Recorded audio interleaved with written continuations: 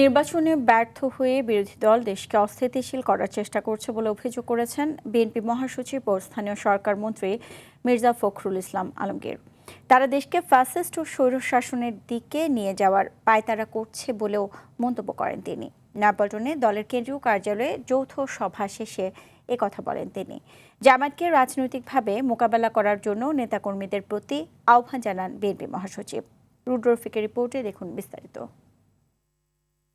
এবং শুভেচ্ছা জানাচ্ছি।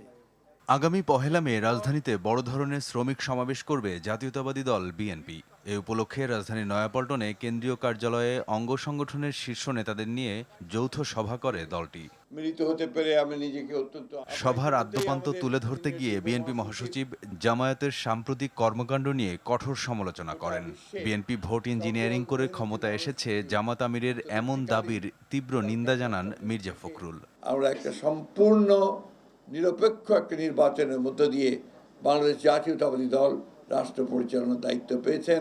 আমাদের নেতা তারেক রহমান সাহেবের নেতৃত্বে তিনি প্রধানমন্ত্রী হয়েছেন। জামাত ইসলামের আমির তিনি বলছেন যে বিএনপি ইঞ্জিনিয়ারিং করে ক্ষমতায় এসেছে। আমি এটা তীব্র নিন্দা জানাচ্ছি, প্রতিবাদ জানাচ্ছি, এবং তিনি বা তার দল যে কখনোই সুস্থভাবে চিন্তা করেন না তার প্রমাণিত হয়েছে।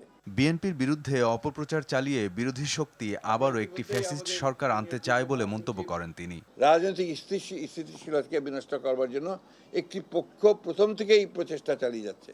সে নির্বাচনের আগে থেকেই তখনও ফুরন্ত মিথ্যাচার, প্রোপাগান্ডা, ফেক ইনফরমেশন, সোশ্যাল মিডিয়াকে অন্যায়ভাবে ব্যবহার করে বিএনপিকে জনগণের কাছ থেকে সরিয়ে দেওয়ার একটা প্রচেষ্টা চলেছে, কিন্তু সেটা সক্ষম হয়নি, সফল হয়নি। ভিন্নভাবে দেশকে আবার স্বৈরাচারের মধ্যে তারা নিতে চায় কিনা সেটাও আমাদেরকে চিন্তা করতে হবে। জামাতকে রাজনৈতিকভাবে প্রতিহত করা হবে বলেও জানান বিএনপি মহাসচিব। পুরোপুরি তাদেরকে নির্মূল করা যায় রাজনৈতিকভাবে, সেইভাবেই আমাদেরকে কাজ করতে হবে। রুদ্র রফিক, RTV, ঢাকা।